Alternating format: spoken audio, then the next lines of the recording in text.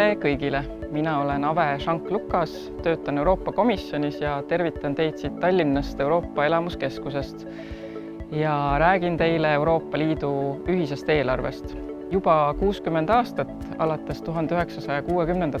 aastatest on Euroopa Liidu liikmesriigid pannud lisaks oma riigieelarvele rahad kokku ka ühisesse eelarvesse, et üheskoos toetada projekte, mis teevad elu Euroopa Liidus paremaks. Eelarve kaudu väljendatakse seda, millised valdkonnad on olulised. Näiteks Euroopa Liidu alguskümnenditel läks päris palju ühisest rahast põllumajanduse toetamisse, sest pärast teist maailmasõda, kui Euroopa Liit loodi, oli oluline tagada, et inimestel oleks piisavalt süüa. Aga ajaga on prioriteedid muutunud ja nüüd läheb suur osa ühisest rahast hoopis majanduse taastamisse Covidiga kaasnenud kriisist ning ka majanduse kaasajastamisse digi- ja rohepöörde abil. 1 euro 3, mis eelarvest välja makstakse, on ette nähtud selleks, et muutuda kliimasõbralikumaks.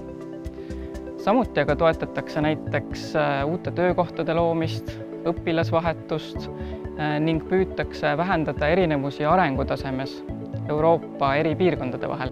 Euroopa Liidu riikide rikkus on erinev ja erinev on ka arengutase riikide sees. Pildil punasega märgitud riigid on vähem arenenud ja kollasega rohkem arenenud. Ja neid erinevusi püütaksegi tasandada vähem arenenud riike rohkem toetades. Ka Eesti oli aastal 2004, kui me Euroopa Liiduga liitusime, punasega märgitud. Aga nüüd oleme liikunud keskmise arengutasemega riikide sekka. Euroopa Liidu eelarve tehakse korraga 7 aastaks ja aastatel 2021 kuni 2027 on selle suuruseks üle 1,8 triljoni euro.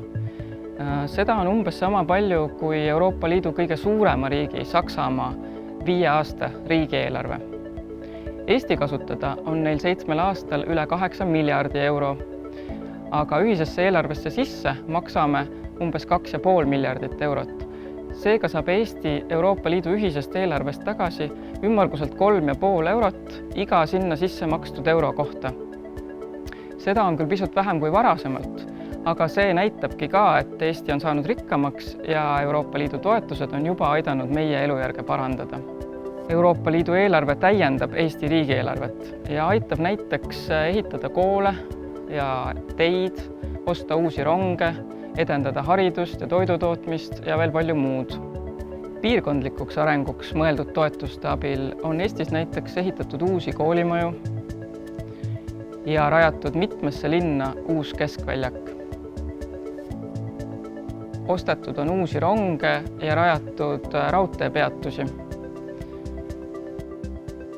Parandatakse hoonete energiatõhusust ja rajatakse vee- ja kanalisatsioonisüsteeme.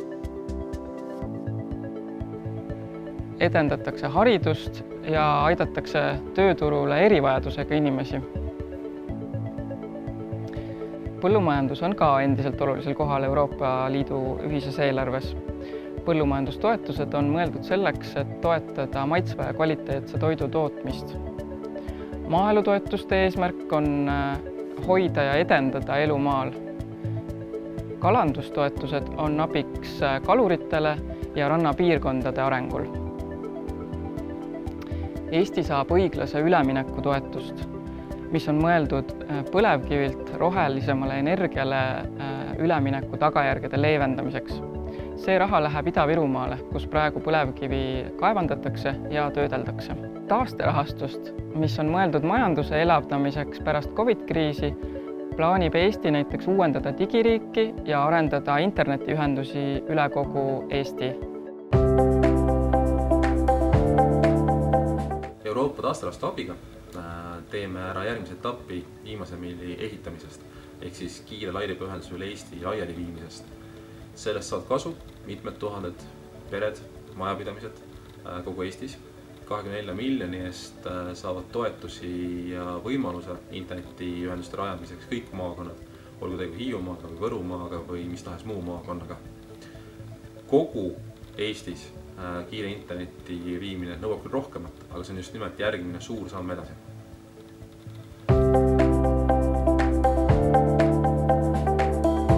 Samuti edendatakse vesinikutehnoloogiat ja taastuvenergia kasutuselevõttu. Veel rajatakse taastava rahastu abil Tallinna uus haigla ja Rail Balticu Tallinna terminal. Rail Balticu raudtee ehituseks tuleb tugi Euroopa ühendamise rahastust, kus toetatakse riikide vahelisi transpordi, energeetika ja telekommunikatsiooniprojekte.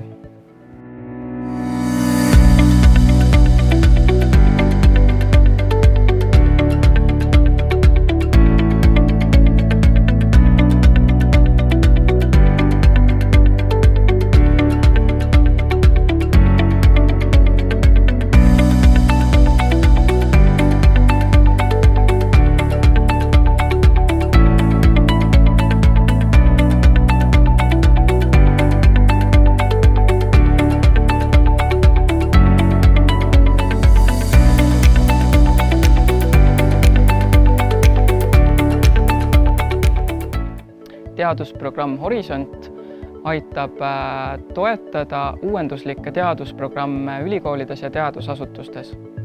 Erasmus-programm võimaldab noortel üle Euroopa õppida mõnes teises Euroopa Liidu riigis. Kõigil Euroopa Liidu ühisest eelarvest toetatud objektidel on märge, et seda ehitust või projekti on toetanud Euroopa Liit. Nii võid märgata, kuidas Euroopa Liidu ühisest rahast on ehitatud näiteks sinu koolimaja, ostetud rong, millega sõidad, või hoopis aitab Erasmus-programm sul minna õppima mõnda teise Euroopa Liidu riiki.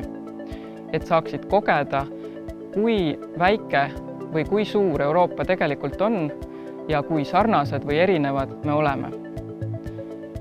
Nii saad avastada, milles peitub sinu jaoks Euroopa Liidu rikkus.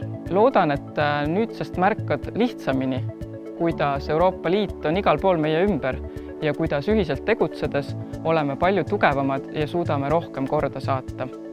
Aitäh sulle kuulamast!